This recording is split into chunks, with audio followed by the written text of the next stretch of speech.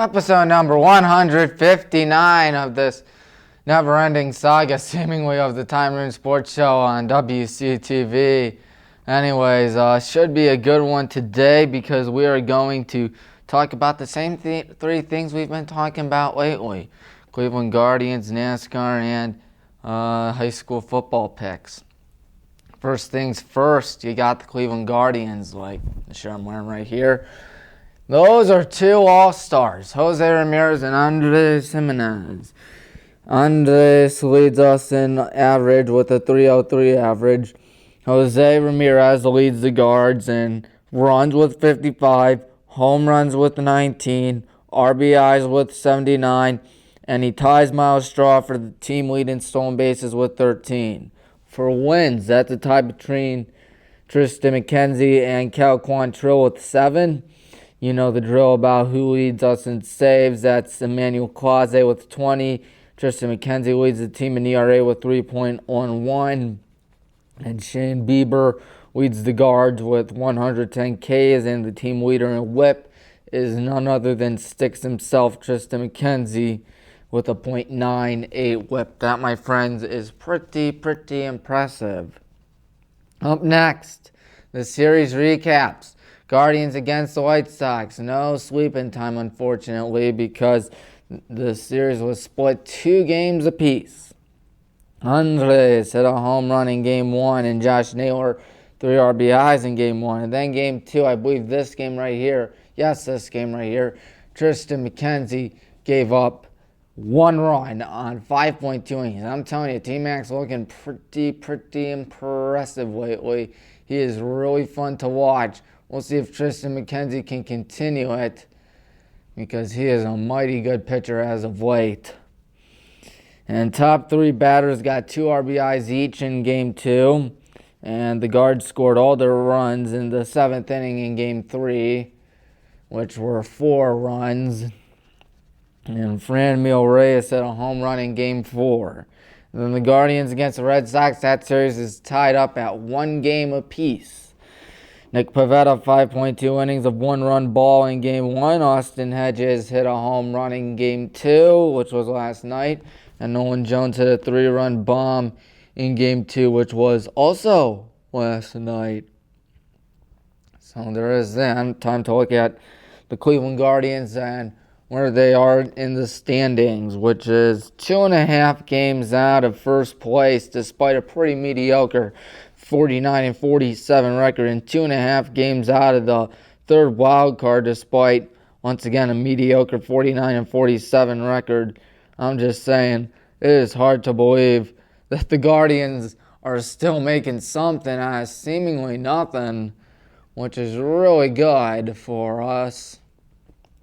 Of course, the Yankees are the best team in baseball, 673 winning percentage, meaning they're on pace to win like 109 games. Oh no, they were on pace to win like 117 earlier this year. What shall Yankees fans ever do? It's not like they have 27 rings and are the most historical team in all baseball. Oh wait, they are. It's a shame that they're so good. Maybe they'll choke in October like they always do.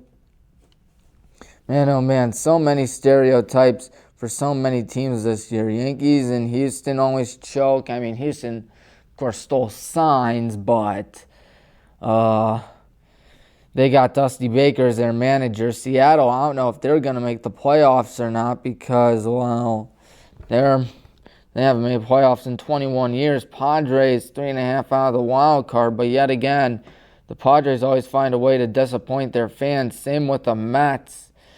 And the Mets, let's look at where the Mets are in the standings, just 2 games ahead of those Braves for that division. So it's still a toss-up for virtually everything in the division. Every division, seemingly, except for the East, which seems to be running away with the Yankees. AL West running away with it are the, who do you call them? Astros, and in the NL West running away with that are the LA Dodgers. Next is NASCAR, which is the M&M's Fan Appreciation 400. It was a controversial ending because Chase Elliott won, but he actually finished in 3rd place.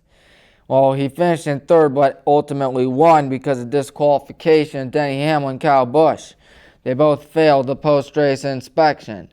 Kyle Larson took home stage 1, and Ross Chastain took home stage 2, and Daniel Suarez third, Michael McDowell sixth, Bubba Wallace eighth, Austin Cindric spun out 7 laps into the race, Eric Almirola spun out 20 laps later, Ty Dillon spun on lap 83, and Ryan Blaney hit the wall with roughly 20 laps to go. So there was that. Quite a controversial ending. And there's some spinning out right there early on in the race. There's Austin Cindric. Of course, that was lap 7, of course. We'll see what happens next week when it's at the, where do you call it? Indianapolis Motor Road Course. That's right, the famed Indianapolis Motor Speedway, except it's going to be a road course like it was last year.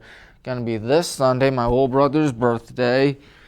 2:30 p.m. at Indianapolis. Of course, it's going to be 82 laps and 200 miles. Oh, you gods, just 82 miles, or 82 laps and 200 miles. That's not that much, but still, those NASCAR folks definitely do a great job out there. We'll see who wins that. So, of course, following NASCAR comes the high school football predictions. That's right, high school football. We are just 23 days away. 23 days away from high school football making its glorious return. It's going to be the greatest thing ever in the history of the world. Okay, maybe not, but still. Let's look at the Great Lakes Conference this week, because why not? In the Eastern Conference, I've got Holy Name winning that conference. I think they're going to upset Rocky River in the Great Lakes Conference Championship game. And the Buckeye Bucks in second. Valley Forge in third. Lakewood in fourth. Parma in fifth. Normandy in sixth. Of course, everyone's going to have a losing record out there except for Holy Name, but that should not deny the fact that they are good teams. They are great teams, actually. We'll see how well they do. And then the Western Conference, Rocky River Pirates going to be 9-1, 5-0. North Olmsted 7-2, 4-1. Elyria Catholic 6-3, 3-2. The Bay Rockets 4-5, 2-3. The Westlake Demons 4-5, 1-4. And the Fairview Warriors 3-6, 0-5. Let's look at some of the big games, in my opinion. Week 5, you got Rocky River playing Elyria Catholic. Week 8, you got North Olmsted playing Elyria Catholic. I think the home team is going to win all these games except for Week 10. I think Holy Name is going to stun Rocky River. Week 9, I think the Pirates are going to beat the Eagles, and the Green Wave will take down the Bucks. And we have looked at 6 weeks so far of high school football predictions. That is very hard to believe that we have done that much. First, it started off with the Suburban League, then the Greater Cleveland Conference, and the Federal League. Then after the Federal League came the Lake Erie League and the Southwestern League. And then after the Southwestern League, let me find out what was next. Sorry about this, folks. After that was there were Independence and the Metros Athletic Central and Crown Conference and Lorraine County League. And of course, this week we tapped on the Great Lakes Conference. Well, folks, it's been a lot of fun out here this week, I ought to say. We're not done yet, though. We are not done yet. There's still more to talk about. And let's look at our upcoming schedule and agenda. August 3rd will be episode number 160. That'll be the same thing as always, more high school picks. August 10th will be more high school predictions. And then episode number 162 is a highly anticipated season debut of Tommy's Picks, in which I will do my picks, plus the introduction of a new rap song. That's right, August 17th. If I can't do it the 17th, I'll do it the 10th. It really depends because the week of welcome at BW is starting on August 17th. I might push that to August 16th. Tommy's picks, all that stuff. But yeah, it'll be a new rap song about the Highland Hornets. I'm going to not spoil it, but here's a hint. I'm going to rap Eminem. That's right. We'll see what his response is. If he doesn't respond, I'm assuming he's fine with the parody of it. But yes, I'm going to do a rap song for the Highland Hornets. Once again, I did one last year, of course, based off the John Cena theme song, which worked out. We made it to the regional semifinals. Of course, ultimately lost to TCC in heartbreaking fashion, but you know what? If there's one thing on our mind this year, it's revenge. It is revenge. So then, August 31st, the week of August 31st, or the week of August 29th to September 2nd will be my NFL preview. And then the week of September 5th to the 9th, that will be Tommy's picks featuring NFL. Of course, college football, Tommy's picks will be going on week of August 29th to September 2nd as well. Now, why I'm saying the week instead of the day is because, well, of course, Baldwin Wallace is calling me. And I plan to keep on doing my show for as long as I possibly can. And I think I can do it this year and the next 4 years and for as long as I possibly can. I love it here at WCTV. Great place, great people, great shows. But I'm pretty sure you all know that by now.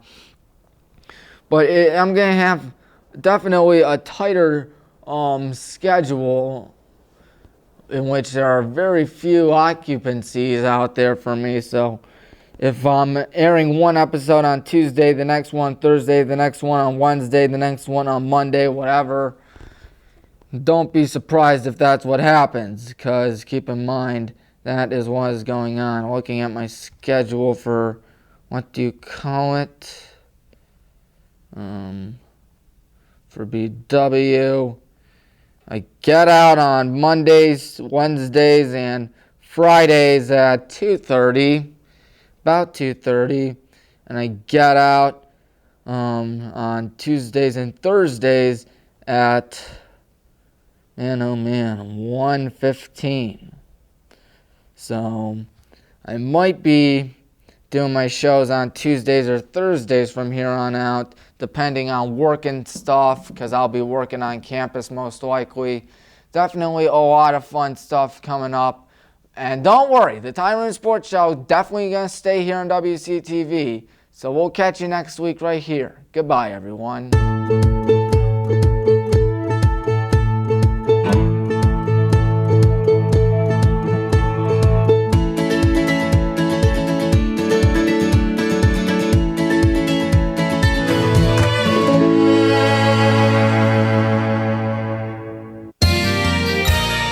You are watching WCTV, Wadsworth Community Television.